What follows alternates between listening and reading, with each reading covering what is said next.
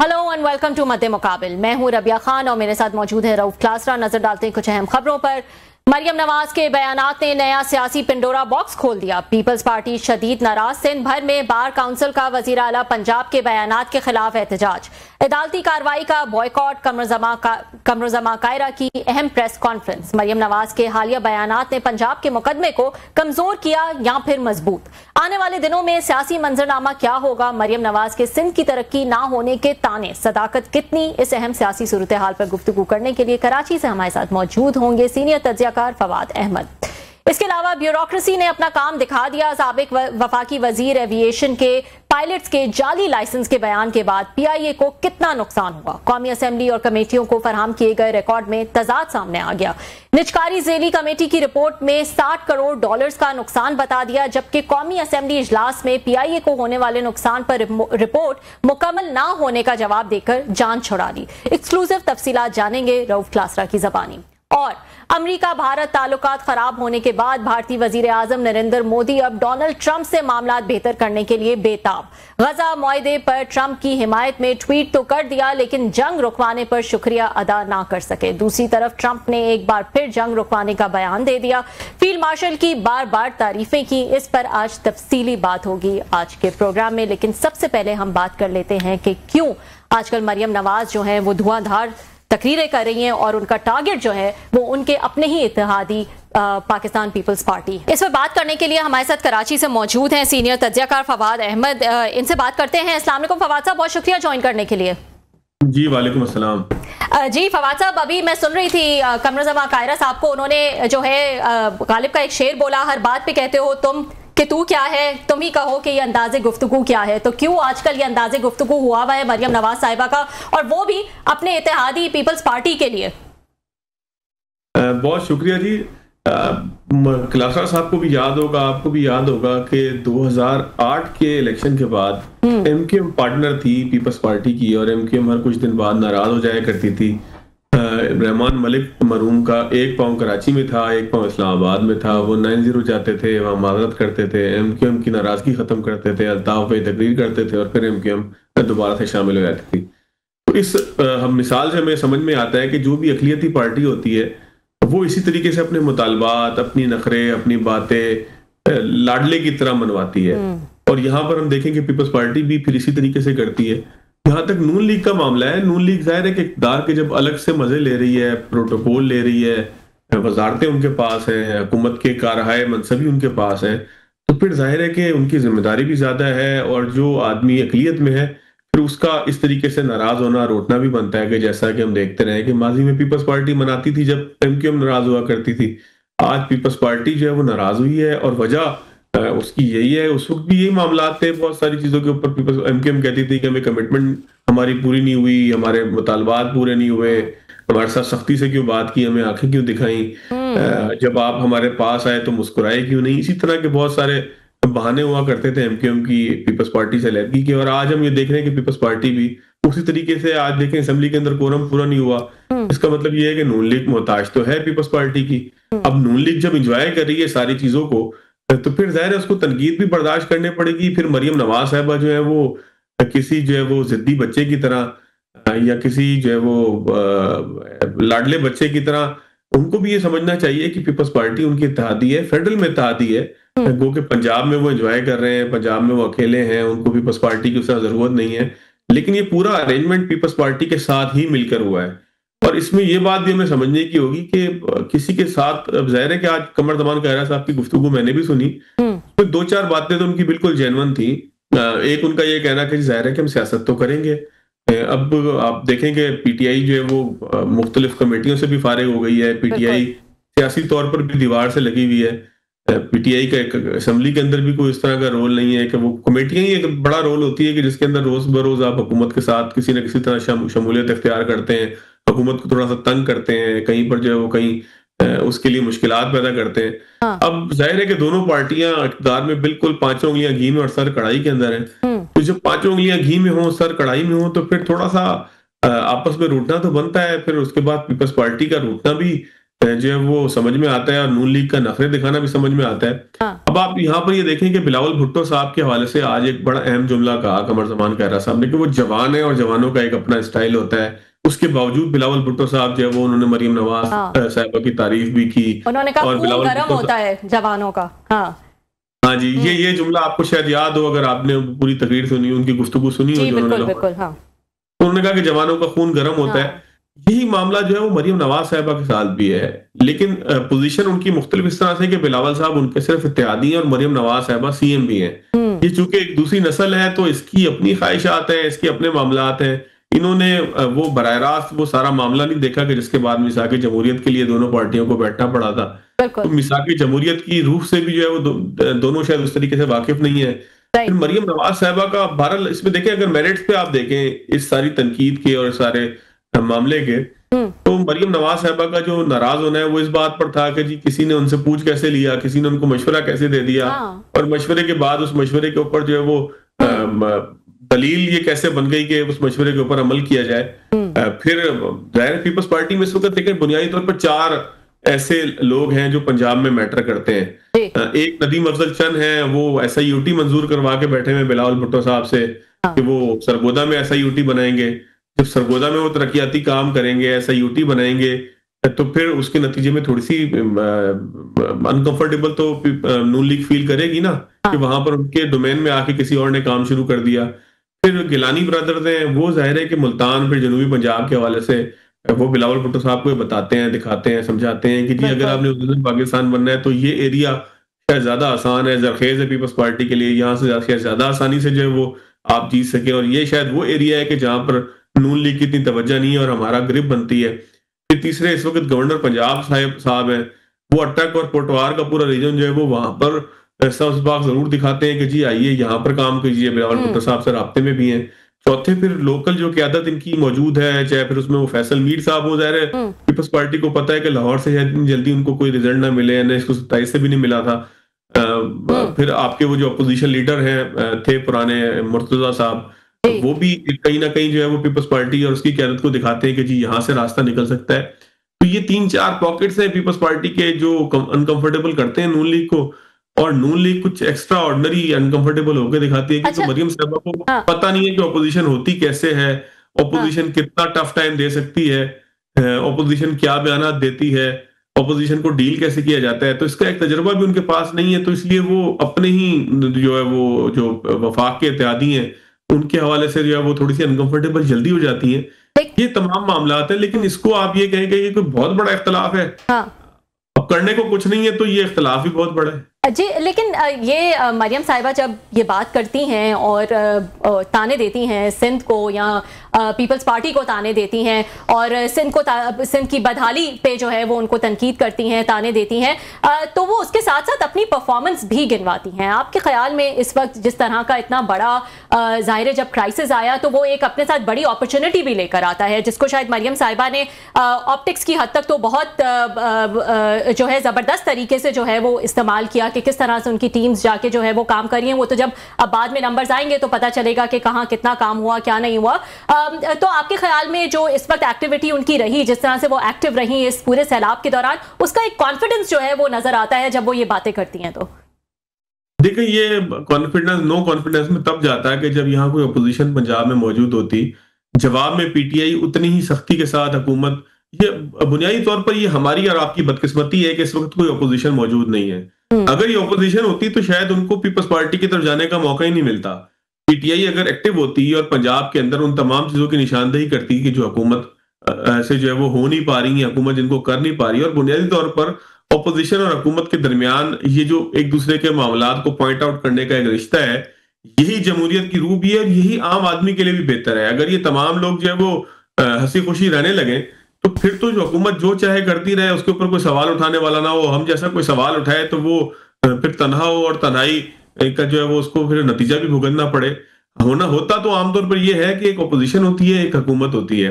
Opposition हुकूमत के इक़दामात के ऊपर तनकीद करती है और तनकीद के अंदर, जिसको हम बार बार कहते हैं कि तनकीद बड़ा असला होती है, उस तरह की कोई बात होती है तो हुकूमत को फिर एक टफ टाइम मिलता है। अगर कहीं पर वो गलत कर रही होती है, कहीं पर वो जो है वो बेलगाम होती है, तो उसको कोई लगाम मिलती है। बुनियादी तौर पर जब वो चीज नहीं है तो फिर थोड़े थोड़े से शिकवे भी जो है वो बर्दाश्त नहीं होते, क्योंकि आप आदी हो जाते हैं। आप बच्चे को अगर लाड और प्यार से रखें ना, और उसको जो है वो कोई खिलौना चाहिए हो, कोई उसको चीज चाहिए और मना ना करें आप, तो फिर उसको लगता है कि ये सब कुछ उसका हक है। हालांकि बहुत जगहों पर माँ बाप को मना करके भी ये समझाना पड़ता है कि आपको मना भी किया जा सकता है बेटा। ऐसे ही बच्चे जब स्पॉइल्ड चाइल्ड बड़े होते हैं तो फिर वो जिद के मामले में वहां पहुंच जाते हैं कि उनको लगता है कि शायद दुनिया ये फवाद वैसे आने लाइटर नोट आपने बड़ा ये कह तो दिया कि बच्चे को समझाना होता है, बच्चे को स्पेल नहीं करना होता। 2-4 दफा मैं आपके साथ बैठा था तो माशाल्लाह जो आपका बरखुरदार है, आप तो स्पेल करने वाले बाप हैं, आप तो सारी बातें मान रहे थे नौजवान की, कहीं पे आपने रोकने की कोशिश नहीं की। जो बातें हम मतलब घर पे नहीं प्रैक्टिस कर सकते तो नेशनल लेवल या वहां पे मशवरा कैसे दे सकते हैं? आप तो पहले ये बताया ना सर। सर आपने बड़ा एक हिला दिया मुझे सवाल करके। और अभी जो है ना वो मेरे बेटे ने मुझे कहा कि बाबा मुझे ना पठान से आप आते हुए पराठे के साथ वो लाके दें चने। तो मैंने उसको कहा, मैंने कहा यार मैं आप कल लाहौर से आया हूँ तो अभी 2-3 मुझे थोड़ा सा ऑफिस में मसरूफियत है, मैं लेट आऊंगा। उसने कहा नहीं यू हैव टू कम। मैंने कहा आई एम नॉट कमिंग। मैंने उसको बड़े आसानी से कहा, तो मैंने उसको इनकार भी किया, ऐसा नहीं है कि इनकार नहीं किया साहब। हाँ लेकिन ये है कि अब हम जैसे उसके कंसीक्वेंसेस क्या निकले सर? ये सीरियस गुफ्तगू तो होती रहती है, फिर कंसीक्वेंसेस क्या निकलते हैं जब आप अपने बच्चे को आपको इनकार करते हैं इस तरह का? सर लेके जाऊंगा सर, मैं लेके जाऊंगा ये वाली बात। वो स्कूल जाने से पहले नाश्ता करके जाएगा, उससे मैं भी नहीं कर सकता, जो है वो मना वो हो भी नहीं सकता। तो स्पॉइल तो हो रहा है, जाहिर है हमारे पेरेंटिंग के अंदर ये प्रॉब्लम तो है। हम तो उन बच्चों में से हैं कि जिनके वालिद साहब, हालांकि मेरे वालिद साहब एमबीबीएस डॉक्टर थे, बड़े पढ़े लिखे थे अपने इलाके में, लेकिन वो हमारी पिटाई शिटाई करने में भी मतलब कोई कसर नहीं छोड़ते थे, जब दिल चाहता था कर भी देते थे। एक हमारे दोस्त हैं वो बड़ी एक मजे की बात करते हैं, वो कहते हैं हम वो जनरेशन है जो बाद में सियासत पे भी अप्लाई हो सकता है। उन्होंने कहा हम अपने ये बाप से भी डरते थे, अपने बेटे से भी डरते हैं, अपने मतलब वालदैन से भी हम डरते थे, अपने बच्चों से भी डरते। हम तो वो नस्ल हैं सर। हमारा ख्याल था कि हम पेरेंट बनेंगे तो हम जरा बच्चों पर दबका छपका डालेंगे, पता चला है कि बच्चे हम पे दबके डालते हैं सर जी, हमें थोड़ा झुकना पड़ता है। सर 100% मैं आपकी बात से दाएं और बाएं से मुत्तफिक हूँ, इसमें कहीं गुंजाइश ही नहीं है अदम इत्तफाक की। हमारे वालिद साहब हमारी पिटाई कर दिया करते थे, बड़ा ये आज दुनिया को सुन के बड़ा बुरा लगेगा कि वालिद हाथ भी उठा सकता है, लेकिन वो मेरा ख्याल है उन्होंने कहीं पर जो है वो लिहाज नहीं किया इस बात का कि पिटाई नहीं करनी। लेकिन आज के मैंने अपने बच्चों को कभी हाथ नहीं लगाया।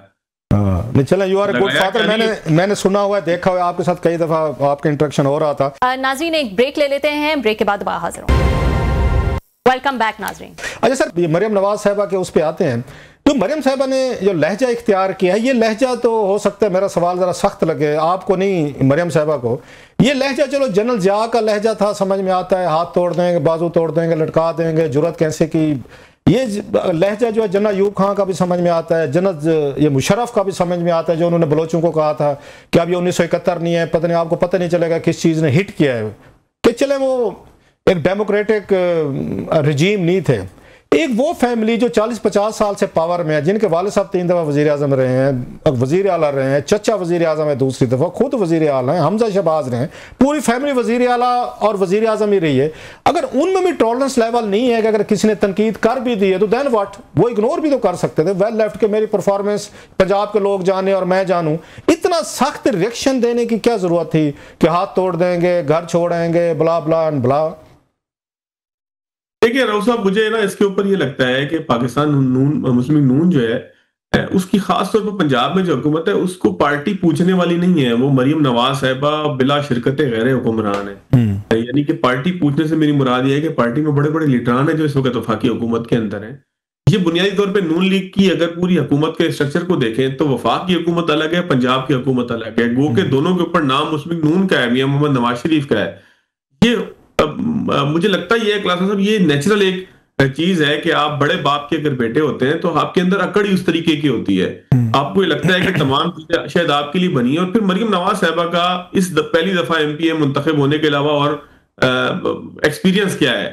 इससे पहले वज़ीर आज़म हाउस चलाती रही है सर। मैं 2014 में वो तो अगर कोई प्रैक्टिकली तौर पर वज़ीर आज़म थे, मीटिंग्स लेती थी, मीडिया सेल चलाती थी, बाकायदा अपना उनका एक अपने लोग होते थे जिसमें 8-10 बड़े समझदार लोग बैठते थे, डेली नाश्ते की टेबल पर डिस्कशन होती थी। आज शो में कौन जाएगा। वो ट्विटर पे बड़ी एक्टिव थी, उनके तो बड़े इख्तलाफात हुए थे। चौधरी निसार अली खान साहब ने एक दफ़ा कह दिया था कि हुकूमतें ट्विटर पे नहीं चलती होती। तो मरियम साहिबा तो डिफेक्टिव एक प्राइम मिनिस्टर तो रही है नवाज शरीफ साहब के दौर में। इवन जब शाहिद खकान अब्बासी साहब वजीर आजम बने थे तो वो अपने घर रहते थे F8 में, वजीर आजम हाउस तो मरियम साहिबा के पास था। तो आप कह रहे हैं उनके पास तजर्बा नहीं था। सर जी तजर्बा तो उनको वजीर आजम का था, वो तो अभी चलो वजीर आला जाके लगी हैं सर। देखिए वो तजर्बा जो था ना, एक तो रऊसा वो बराह रास्त तजर्बा नहीं था, फिर दूसरी इसमें सबसे इंपॉर्टेंट बात यह है कि बहुत सारी चीजें होती हैं कि आपने इत्तेहादियों को किस तरह तरीके से लेके चलना है। तो और फिर पीपल्स पार्टी और नून लीग का एक अमली तौर पर अगर आप देखें तो कोई फितरी इत्तेहाद तो नहीं है, ये तो इमरान खान साहब की मोहब्बत में जमा होने वाले दोनों लोग हैं ना।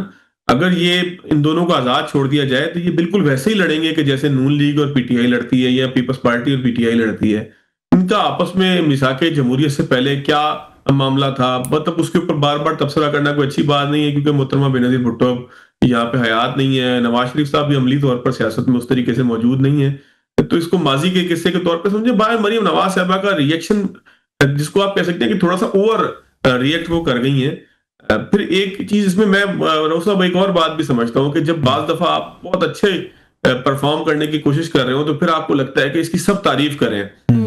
आपको ये लगता है कि यार इसके ऊपर तनकीद किसी की नहीं होनी चाहिए, क्योंकि मैं तो अपना परफॉर्मेंस अपने 100% से ज्यादा 105-110% देने की कोशिश कर रहा हूँ। इसमें कोई शक नहीं है कि नून लीग की जो पंजाब हुकूमत थी उसने कोशिशें अपनी बहुत अच्छी की हैं। सैलाब के दौरान वो नजर भी आए, वो मुख्तलिफ इलाकों के अंदर जो है वो सैलाब की रेस्क्यू के ऑपरेशन का भी पार्ट बनते हुए नजर आए। लेकिन ऐसा तो नहीं हो सकता कि पाकिस्तान के सिस्टम में रहते हुए गुंजाइश ना रह जाए। ऐसा तो नहीं हो सकता कि हुकूमत सब 100% ठीक काम करे। ऐसा तो नहीं हो सकता कि वो सैलाब का सारा पानी पी जाए और सैलाब आए ना। सैलाब आया था, तबाही हुई थी, लोग परेशान हुए थे, लोग बेघर हुए थे, लोग जो है वो ख्वार हुए थे, किसी को खाना नहीं पहुंच पाया होगा, किसी के जानवर मर गए होंगे, कोई रेस्क्यू के लिए महंगी कश्ती अफोर्ड नहीं कर पाया होगा। ये तमाम चीजें तो होती हैं ना, जब एक हादसे के बाद ये तमाम चीजें निकल कर तो आती हैं। तो उसके अंदर अब लोग तनकीद भी करेंगे, रोएंगे भी, पीटेंगे भी, चिल्लाएंगे। अच्छा सर, ये तो चलो मरियम नवाज साहिबा का रिएक्शन हो गया, हमने कहा इस पे एग्री करते हैं, ओवर रिएक्ट कर गई जो नहीं करना चाहिए था। अभी हर एक की राय होती है, यही तो जमहूरियत की खूबसूरती है सर। लेकिन ये पीपल्स पार्टी के रिएक्शन पे आ जाते हैं कि आप तो 17 साल से सिंध में हुकूमत कर रहे हैं, आप तो बड़ी डेमोक्रेटिक पार्टी है। नवाज शरीफ साहब की फैमिली तो चलो अर्ली 80s से आई, भुट्टो साहब तो ये 50s से उससे उस सिकंदर मिर्जा साहब से लेके उसके बाद जना अयूब खान, फिर अपने 6-7 साल रहे वो। तो आप में टॉलरेंस लेवल नहीं, अगर उन्होंने तनकीद कर दी है तो उस पर पूरे सिंध में सुने हड़तालें हो गई हैं, बार बंद हो गई हैं, दुकानें हट्टी शट्टी हुक्का पानी बंद, इधर जनाब कौमी असम्बली में बंद। तो ये क्या मतलब है, is it a natural reaction या कहीं पर लगता है कि उन्हें मौका मिल रहा है कि जनाब कि हम इमरान खान साहब और कंपनी जो है पीछे चले गए, हम अपोजिशन के तौर पर हुकूमत में भी खुद हैं तो इसके अपोजिशन भी खुद करेंगे। मतलब इनके रिएक्शन आपको समझ में आता है जो इन्होंने रिएक्ट किया है, क्या मतलब उन्होंने एक बात कही थी फेयर एनफ, हमने उन पर तनकीद की है, तो इनके रिएक्शन कैसे देखते हैं? कौमी असम्बली से वो हट गए हैं, उधर से बार बंद हो गई है, तो हट्टी दुकानें सबसे बंद हो गई है, ये क्या है सर? नहीं सब कोई अमली तौर पर तो कोई एहतजाज या हड़ताल का मामला नहीं हुआ, बयानात ही हैं। वो भी शर्जील साहब ने कल, शर्जील मेमन साहब ने कहा था कि कल वो प्रेस कॉन्फ्रेंस करेंगे, उन्होंने नहीं की, शायद वो जवाब देना नहीं चाहते होंगे। परसों उन्होंने ट्वीट किया था कि मैं प्रेस कॉन्फ्रेंस करूंगा। जो असल मामला शुरू हुआ था वो कैनाल का मामला, आपको याद होगा, उसके ऊपर बड़ा शदीद रद्द-ए-अमल आया था। और वो सिर्फ पीपल्स पार्टी नहीं थी बल्कि पीपल्स पार्टी के हल्का इंतखाब के अंदर उसको एक चैलेंज आया था कि कॉम्पर्स जमाते और फिर वकला और फिर दाएं बाएं के लोग जो है वो खड़े हो गए थे, एहतजाज हो गया था। बबरलो बाईपास जो खैरपुर है, खैरपुर के साथ ही बबरलो बाईपास है, उसके बाद सक्खर है, और सक्खर के बाद फिर जो है वो 2 घंटे बाद पंजाब जो है वो शुरू हो जाता है। वहां पर एक बड़ा धरना लग गया था, सिंध पंजाब के दरमियान ट्रैफिक जो था वो मुअत्तल हो गया था। वो कैनाल्स के मामले के ऊपर हुआ था, अगर आप जो है वो उसको दोबारा से रिकॉल करें। अभी जो है वो पीपल्स पार्टी ने बड़े तरीके से उसको हैंडल किया था। पीपल्स पार्टी गो के कैनाल हो सकता है बनवाने के हक में भी हो, लेकिन जब उनके हल्का इंतखाब पे बात आएगी, देखिए रो भाई, मैं पर्सनली ये समझता हूं कि ये जो अरेंजमेंट अभी तक चल रहा है ना, ये चल इसलिए रहा है कि दोनों पार्टियों का हल्का इंतखाब मुख्तलिफ है। अगर नून लीग को पंजाब के बजाय सिंध से भी जीतना होता तो नून लीग का बिहेवियर कुछ और होता। और अभी जो है वो नून लीग थ्रेट महसूस नहीं करती पीपल्स पार्टी को पंजाब के अंदर। ये 2 चीजें हैं अलग अलग हल्का इंतखाब की बुनियाद पे भी, जो इन दोनों पार्टियों को इमरान खान की मोहब्बत के अलावा भी जो है वो साथ चलने के ऊपर वो कर रही हैं। जब एक दूसरे की कॉन्स्टिट्यूएंसीज के अंदर ये आएंगे, वहां पर जो आकर जो सियासत की कोशिश करेंगे, तो ये उसी तरीके से लड़ेंगे जिस तरह पहले लड़ते रहते, फिर कोई मिसाल की जमहूरियत बीच में नहीं होगी। अच्छा, आप बात करें कि पीपल्स पार्टी, अगर आप इस वक्त पाकिस्तान की जमातें देखें ना, तो सबसे ज्यादा अदम बर्दाश्त पीटीआई के अंदर है, उसके बाद नून लीग आती है और सबसे ज्यादा बर्दाश्त पीपल्स पार्टी के अंदर है। लेकिन पीपल्स पार्टी अगर मार कहीं खाती है तो वो कारकर्दगी के ऊपर खाती है। सिंध के लोग, फिर खासतौर पे सिंध में जब सिंध का दारुल खिलाफा कराची जो है, यहाँ पे लोग सवाल करते हैं कि कराची आखिर लाहौर इसी से सवाल ही आपसे कर लेते हैं। आपने बात ये मरियम नवाज साहब ने तो ये बात की है, मतलब ये था कि 17 साल से आप सिंध में, आप अपनी कारकर्दगी तो बताएं, मेरी पे तो आप आ जाते हैं, मुझे अभी जुमा 8 दिन हुए हैं, 1.5 साल वटेवर जो भी हुआ है। तो आप समझते हैं कि यहाँ पे मरियम नवाज साहबा की 1.5 साल की उनकी हुकूमत और पीपल्स पार्टी की 17 साल की हुकूमत, इस वक्त कौन आगे पीछे? आप तो क्योंकि सिंध में बैठे हुए हैं, सिंध की पल बाढ़ है, वहीं पर चीज़ें, कराची भी समझते हैं, इंटीरियर सिंध सारा।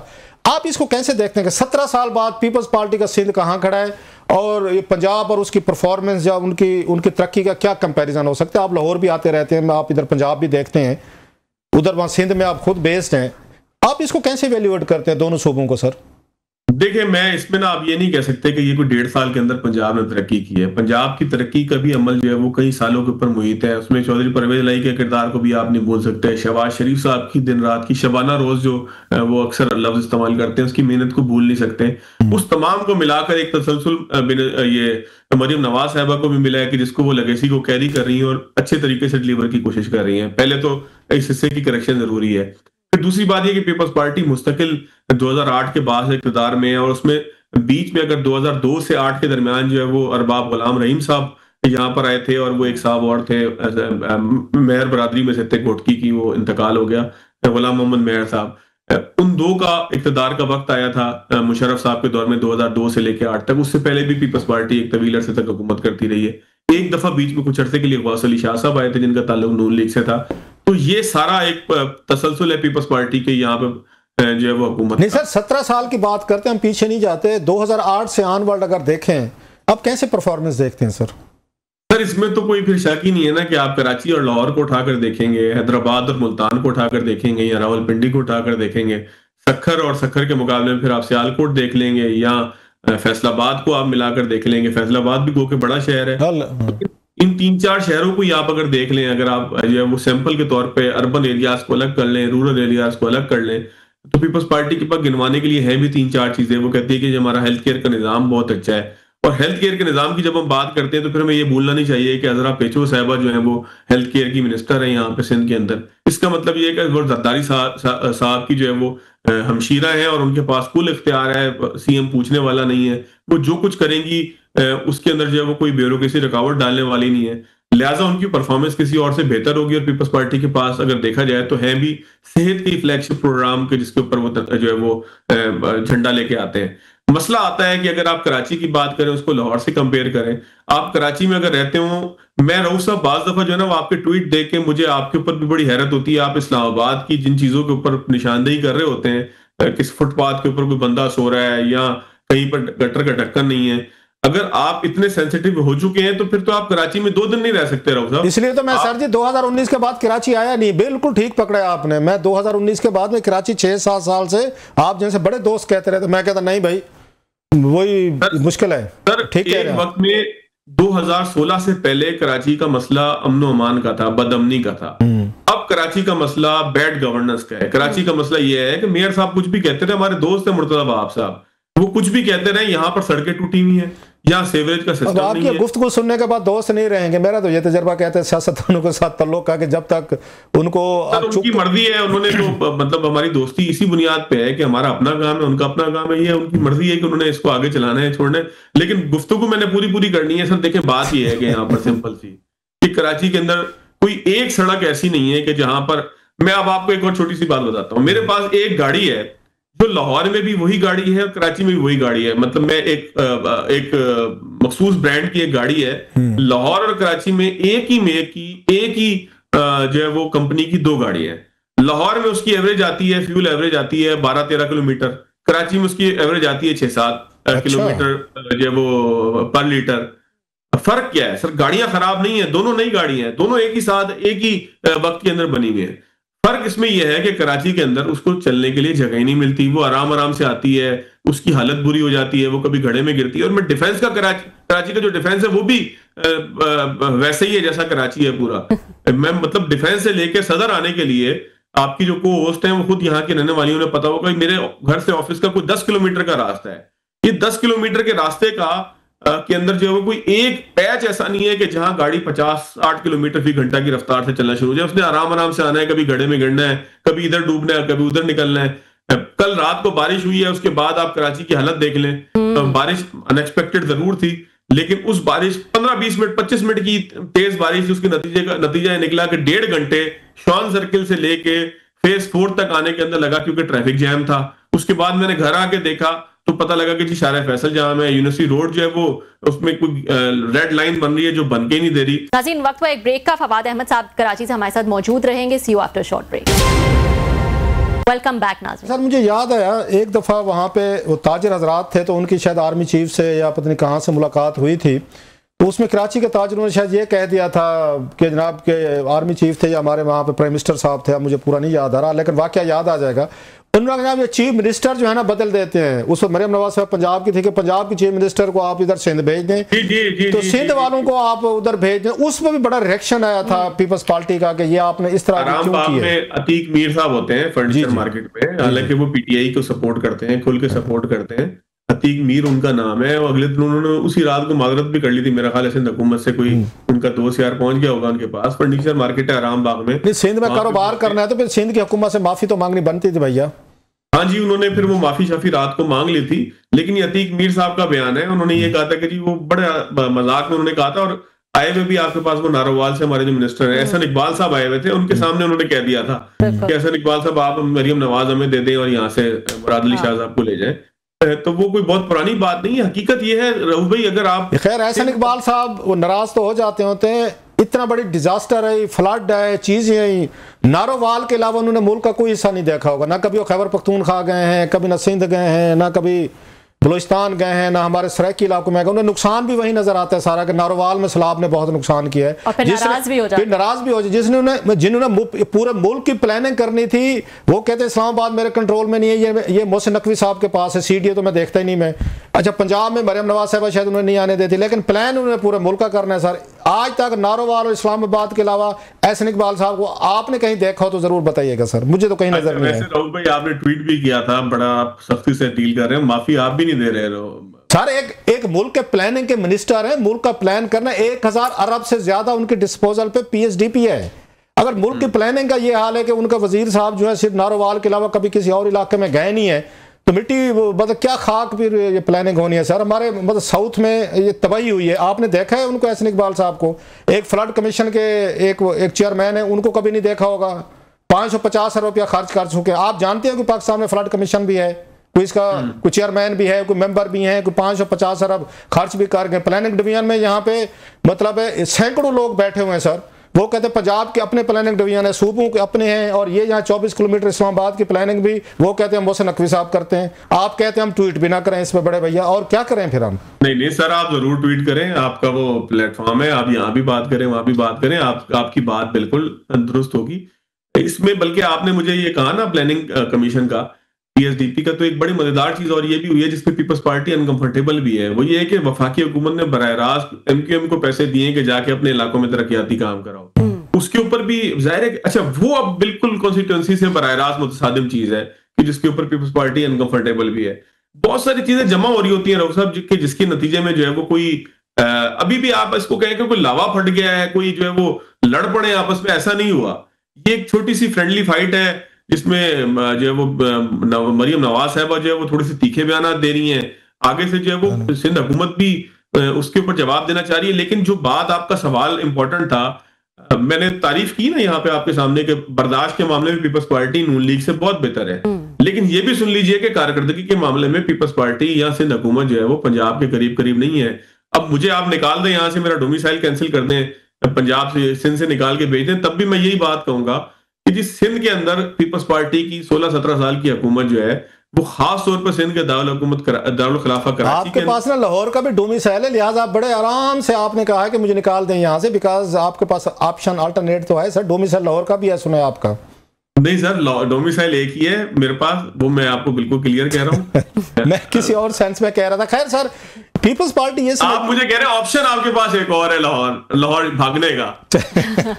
अच्छा सर, एक पीपल्स पार्टी की एक और शिकायत है, क्योंकि हम सारे पीपल्स पार्टी को इस वक्त बड़ा पढ़ रहे हैं। वो कहते हैं आपके पाकिस्तानी मीडिया जो है, आज का नहीं बहुत पहला ये बैसेज का शिकार है, ये हमारी अच्छी चीज़ को नेगेटिव बना के पेश करते हैं, हमारे लीडरों की कैरेक्टर असैसिनेशन करते हैं, हमारी परफॉर्मेंस, हमारे काम, हमारी अच्छी अच्छी बातें इनको नज़र नहीं आती क्योंकि इनके अंदर बैसेज हैं, इनके अंदर कोई दुश्मनी है। ये भुट्टो फैमिली हो, पीपल्स पार्टी हो, सिंध हो, पाकिस्तान का नेशनल मीडिया, इस्लामाबाद, लाहौर या कराची का मीडिया जो है ये बैसेज का शिकार है, हमें फेयरली ट्रीट नहीं करता, हमें जो क्रेडिट है वो नहीं देते। Do you agree with that कि हम उनके साथ अनफेयर होते हैं? आप मतलब उनकी एक ही खूबी है जो पीपल्स पार्टी की हर कोई बयान करता है, वो बच्चा हो, आप हो, मैं हूं, कि सब्र बहुत है इनमें, मतलब बर्दाश्त करते हैं। इसके अलावा हम इनकी और कोई तारीफ, कारकर्दगी की तारीफ नहीं करते। आप समझते हैं कि हमारे अंदर कोई है, कोई ऐसी चीज़ें कि हम पीपल्स पार्टी को नाजायज़ तरीके से हिट करते हैं और उस तरह की इसकी अप्रिशिएशन नहीं करते जितनी इनकी बनती है? सर ठीक है भाई, हो सकता है किसी जगह पर ऐसा होता हो, लेकिन अमली तौर पर मेरा मुंह, आपका मुंह तभी बंद हो सकता है जब परफॉर्मेंस एक मौजूद है। आप देखिए ना, जिस वक्त आप बात करते हैं हेल्थ केयर सिस्टम की, तो NICVD की तारीफ करें, आप SIUT की तारीफ करें, या आप जो है वो गंबट का गिम्स हॉस्पिटल है जहाँ पे जिगर के पेवंदकारी होती है, आप उसकी तारीफ करें, तो फिर आप उस पर तनकीद कर नहीं सकते। फिर हमें पता है कि NICVD बहुत अच्छा परफॉर्म कर रहा है, उसके सैटेलाइट सेंटर बहुत अच्छे परफॉर्म कर रहे हैं, SIUT बहुत अच्छा परफॉर्म कर रहा है गुर्दे के अमराज के हवाले से, गंबट का मैंने जिस तरह से आपसे तस्करा किया, ये 5-6 जो प्रोजेक्ट है, फ्लैगशिप प्रोजेक्ट, फिर इसमें तो हम कीड़ा नहीं निकाल सकते ना कि हम कहेंगे नहीं हॉस्पिटल जो वो बहुत बुरे लगते हैं हमें, या वो बिल्कुल काम नहीं कर रहे। जहां तारीफ बनती है वहां तारीफ होती भी है, लेकिन ये मौका तो आपको देना है ना कि आप कुछ ऐसे काम कर सकेंगे जिसके ऊपर मैं आपकी तारीफ करूं। अगर आप मुझे मौका ही नहीं देंगे तारीफ का, तो मैं आपकी तारीफ करूंगा कैसे? अगर आप कराची को देखें ना, आप लाहौर की तारीफ, आप शहबाज शरीफ साहब को हो सकता है आप पसंद, मैं पसंद, मतलब मेरा नून लीग से कोई लेना देना नहीं है। मैं आज आपको एक बिल्कुल क्लियर बात बताऊं, नून लीग ने मेरे लिए कुछ नहीं किया। जब मैं नून लीग को मेरे लिए की बात करता हूं, तो सिंध के अवाम के लिए नून लीग ने क्या किया, सिंध के अवाम इसको गिनवा नहीं सकते। हम तो ये कहते हैं कि जी आज तक हैदराबाद से सक्खर तक का मोटरवे नहीं बना, बाकी पूरी दुनिया के मोटरवे बन गए।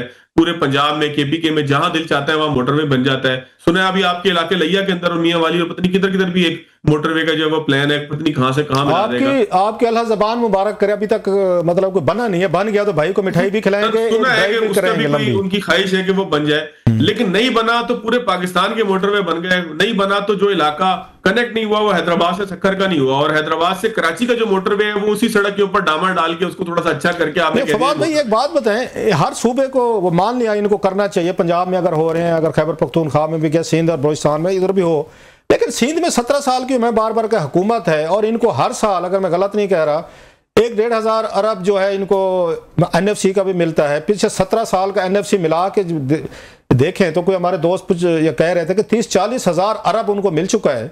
उसमें से कोई 200-300-400 अरब के ये हैदराबाद सक्खर वाला या कराची तक का मोटरवे खुद नहीं बना सकते थे पीपल्स पार्टी, अगर फेडरल हुकूमत साथ नहीं भी दे रही। मैं वैसे पूछ रहा हूँ, व्हाई नॉट? सर फेडरल हुकूमत, नेशनल हाईवे अथॉरिटी तो फेडरल हुकूमत की है ना। सड़कें तो बन सकती थी अच्छी, जो आप बता रहे थे अभी, आपने जो कराची की गिनवाई है, मैं बाकी तो सड़कें सिंध का पता नहीं क्या हाल है, वो तो आप ही बता सकते हैं सर। इसमें बाइस नहीं होना चाहिए। मुझे याद है कि आज से कोई 10-15-20 साल पहले ये जो मोटरवे है, हाईवे है जो लाड़काना से लेकर जामशोरों तक है, इसकी बड़ी बुरी हालत थी। इसको इंडस हाईवे कहते हैं। ये सिंगल हुआ करती थी, अभी कुछ अर्से पहले इसको डुअल गैरेज जो है वो किया गया है। फिर यहाँ से आप कराची से निकले तो ठट्टा तक जो सड़क थी ये भी सिंगल थी। मैं इस पे गया कभी नहीं हूँ, लेकिन सुना ये भी डबल हो गई है।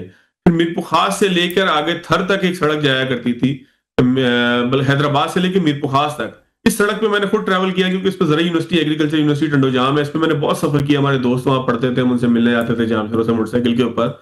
ये सिंगल सड़क हुआ करती थी, लेकिन मैं पिछले साल या 1-2 साल पहले गया था तो ये डबल सड़क थी और बड़ी अच्छी सड़क थी। तो ऐसा नहीं है कि पीपल्स पार्टी ने कोई एक सड़क भी नहीं बनाई, लेकिन अगर आप हाईवे की बात करें, आप मोटरवे की बात करें, तो वो फेडरल डोमेन है। उसको जो है वो पिछले साल बहुत सारे हमारे सिंधी जर्नलिस्ट या दोस्त आते हैं, अगर वो ट्रैवल करके मोटरवे से एंटरिंग फ्राम सादकाबाद, रहीम यार खान, टिल, मुल्तान, यहाँ पे पूरा पंजाब फिरते फिराते इस्लामाबाद तक आए, आपको भी तजर्बा हुआ होगा, वो बड़े इंतहाई बस शॉक्ड होते हैं कि वो सिंध की तरक्की का मवाजना करते हैं पंजाब से, तो लगता है जैसे पेरिस का और कराची का मवाजना कर लिया। जब वो हमेशा सरप्राइज्ड होते हैं कि यार इतनी तरक्की है यहाँ पे, हमारे यहाँ नहीं है। आप इसे एग्री करते हैं? जब आप वहाँ से उससे सिंध से एंटर होते हैं पंजाब में, आपको कैसे फील होता है as being a journalist, being a concern वहाँ के उसके सन ऑफ साहिल के?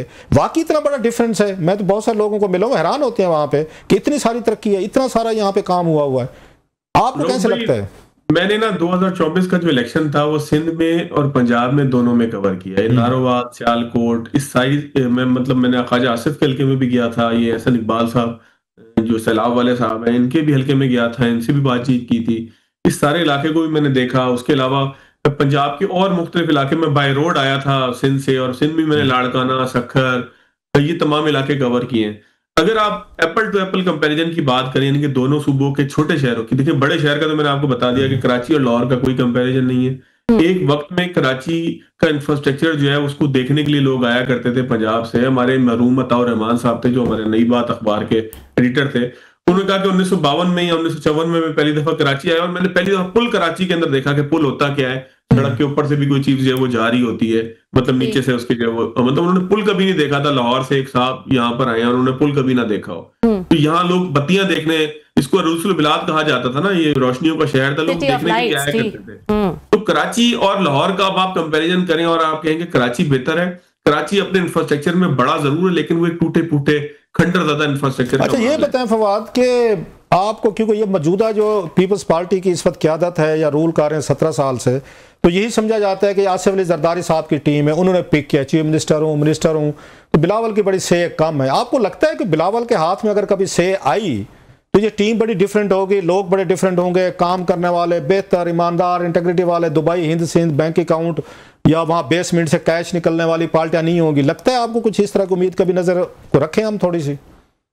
देखिए मैं अब इस पे तो हम तबसरा नहीं कर सकते कि फ्यूचर के अंदर जो है वो करप्ट लोगों की रिजीम होगी नहीं होगी, या फलां जो है वो करप्ट था फलां करप्ट नहीं था। वो तो ज़ाहिर है नैब केसेस भी वो भुगत रहे हैं, तमाम चीजें भुगत ही रहे हैं जो लोग हैं।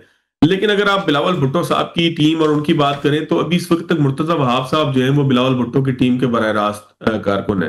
और इस वक्त जो सिंध के वज़ीर आला हैं मुराद अली शाह साहब, वो भी बिलावल भुट्टो साहब के बराह रास्त असर के अंदर है, शफकत के अंदर है। और उसके बाद नीचे जो लोग लगाए गए हैं बड़ी बड़ी ब्यूरोक्रेसी की पोस्ट के ऊपर, वो मुराद अली शाह साहब की वर्दी से है। तो इसका मतलब अगर आप ये कहें कि सिंध में कराची से लेके सिंध की गवर्नेंस तक का जो बराह रास्त असर है, बराह रास्त रिपोर्टिंग है, वो बिलावल साहब की है। बाकी बहुत सारे लोग इसके अंदर जो है वो लोग भी हैं कि जो जरदारी साहब की रिजीम से या जरदारी साहब के साथ के थे। फिर खुर्शीद शाह साहब या नवीद कमर साहब जैसे जो लोग हैं वो वजीर सीनियर लोग हैं जिन्होंने मोहतरमा बेनजीर भुट्टो साहिबा के साथ काम किया है। तो ये एक बिल्कुल एक अलग रिजीम है जो ना जरदारी साहब के साथ है। बिलावल भुट्टो साहब से वो शफकत और प्यार का मामला जरूर है, लेकिन वो पार्टी के अंदर भी एक अपना जो है वो एक मकाम रखते हैं। तो अभी इस वक्त आप अमली तौर पर देखें तो बिलावल साहब की रिजीम ही सिंध के ऊपर जो है वो काम करती है, यानी कि सीएम ही मेन चीज होता है, उसी का इख्तियार होता है, उसी का मामला होता है। ये जरूर है कि बहुत सारी वजारतें ऐसी हैं कि जो हमारी फरियाद तालपुर साहिबा के हल्का जो है वो असर के जेर लगी है, और बहुत सारी ऐसी हैं जो जरदारी साहब के दोस्तों और उनके अहबाब के पास है। हम बराह रास्त मतलब लास्ट वर्ड, मतलब ये कि स्टेट्स विद इन स्टेट्स हैं, हर किसी ने अपनी अपनी डोमेन रखी हुई है, कोई एक दूसरे के डोमेन में नहीं जा सकता। चीफ मिनिस्टर साहब की अपनी है, फरियाद तालपुर साहबा की अपनी है, बिलावल साहब की अपनी है, जरदारी साहब की अपनी है, और भी ऐसे 3-4 कोई और है। मतलब हर एक वो किसी की एक दूसरे में इंटरफेरेंस नहीं है, सॉवरेनिटी सबकी कायम है। सॉवरेनिटी सबकी कायम है एक इंतजाम के तहत, जिस तरह से पीपल्स पार्टी और नून लीग वफाक के और मुख्तलिफ जो है वो पावर शेयरिंग के तहत काम कर रहे हैं। इसी तरीके से पावर शेयरिंग यहाँ पर भी है, हर किसी का अपना अपना एक लाइन ऑफ एक्शन है, अपनी अपनी वजारतें हैं, एक दूसरे के खिलाफ जरूर है लेकिन एक दूसरे को खुलेआम कोई वो नहीं करते। पार्टी की ग्रिप, अगर आप तंजीमी तौर पर पार्टी की ग्रिप की बात करें तो शायद मैं समझता हूँ कि पीपल्स पार्टी के अंदर नून लीग के मुकाबले में ज्यादा ग्रिप है उनकी क़यादत की। भुट्टोज की जो ग्रिप है, चाहे वो बिलावल भुट्टो हो चाहे जरदारी साहब हो, इनकी जो ग्रिप है अपने कारकुनान पे, अपनी लीडरशिप पे, वो पंजाब के मुकाबले में ज्यादा है। बहुत शुक्रिया आपका, बहुत शुक्रिया, थैंक यू वेरी मच। आपने तफसील से बहुत शुक्रिया। फवाद अहमद साहब जो है कराची से हमारे साथ मौजूद थे, तफसीली गुफ्तगू कर रहे थे जो कि आजकल नोक झोंक चल रही है PMLN और पीपल्स पार्टी के दरमियान। आज के लिए इतना ही, कल आपसे फिर मुलाकात हो।